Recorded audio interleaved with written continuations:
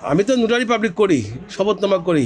এই ভদ্রলোক আমার কাছ থেকে শপথনামা করেছে একজন অ্যাডভোকেটের মাধ্যমে, তরিকুল ইসলাম নামের একজন অ্যাডভোকেট, আমাদের কলিগ। উনি ওনার বক্তব্যে বলেছেন যে ওনার ছেলে ওনার কথাবার্তা চলাফেরা করে না, যার কারণে উনি ত্যায্যপুত্র করেছেন, ওনার ছেলেকে করতে চাই, এই মনে একটা শপথনামা করেছে আমার কাছ থেকে। আচ্ছা, আমরা যে আবু জাফর যে লোকটার কথা বলা হচ্ছে, ওই নোটারি করার সময় উনি আসলে ছিলেন কিনা বা এ ব্যাপারে থাকা বাধ্যতামূলক কিনা? আমি ঠিক মনে করতে পারছি উনি ছিল কেউ, আমি মনে করতে পারছি। 2-4 মিনিট হয়তো আমি দেখছি, অত দেখিওনি আমি। তো সেখানে লেখা আছে ত্যায্যপুত্র পিতা করছে, যে পিতার কথা মতো চলাফেরা করে না, সে তার ইচ্ছা মতো চলাফেরা করে, তারপরে পিতার অবাধ্য হয়, সে পিতা তাকে ত্যায্য করার সিদ্ধান্ত নিয়েছে এবং ত্যায্য করেছে, একটা এফিডেভিট করেছে। তবে এটা করার পরে আমাকে সে বলছে যে এটা একটা শনাক্ত করার জন্য। পরে আমি একটা শনাক্ত করে দিছি, একজন উকিল লাগে যে শনাক্ত করবে, সেই হিসেবে জাস্ট একটা শনাক্তকারী হিসেবে। ওই আচ্ছা, উনি আপনি কাকে শনাক্ত করে দিয়েছেন? যে হলো ত্যায্য করেছে,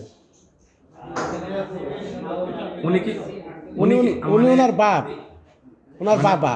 এটা আসলে আমরা তো ওই সময় দেখা যাচ্ছে যে যাওয়ার পথে তো আমাদের এভিডেভিটটা দিল, মানে যে ওনার অফিসের যে লোক। হিউস্টনে রকিং টেস্টি, সীমানা ছাড়াও নিজেকে হারাও।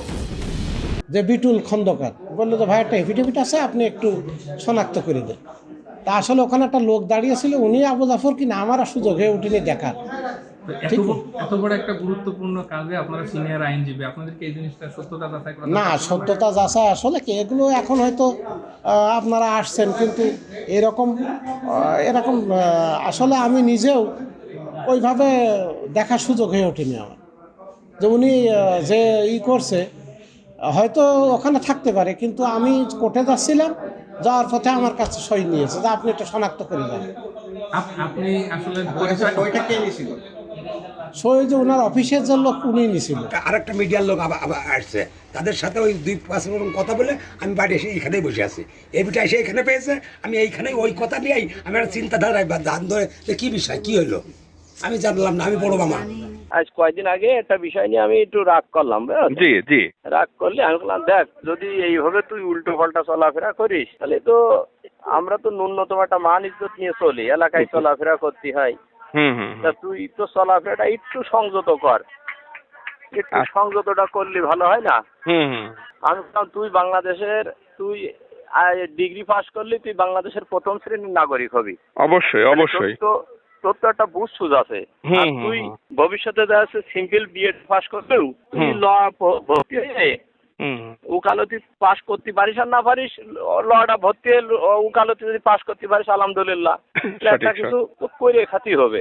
হুম হুম হুম। তাহলে আমরা এমন একটা ফ্যামিলির ছেলে, আমরা জীবনে কারোর কাছ থেকে চিঠারি বাটফারি করে 5টা টাকা আয় করবো না। তাহলে আমাদের রাজনৈতিক অত আমাদের দরকার নেই। ও ফট করে কথা বলতে বলতে ওর মার সামনে হুম বলছে যে তুমি আমার তাহলে তেজবিদ্র করে দাও। হুম। আমি বললাম, আমি আর হাসিয়ে ফেলে আমি বাড়িতে বেরিয়ে চলে গেলাম, আমি কোনো কথা বলিনি। তারপরে আমি আর কিছু জানি না, বুঝেছেন? তারপরে ও মনে হয় যাই হয়তো কোনো উকিল দিয়ে আমি শুনে নিছি, বুঝেছেন? আমি এখনো দেখি, আমার কাছে ফোন নেইও, আমি জানি দেখিও নি।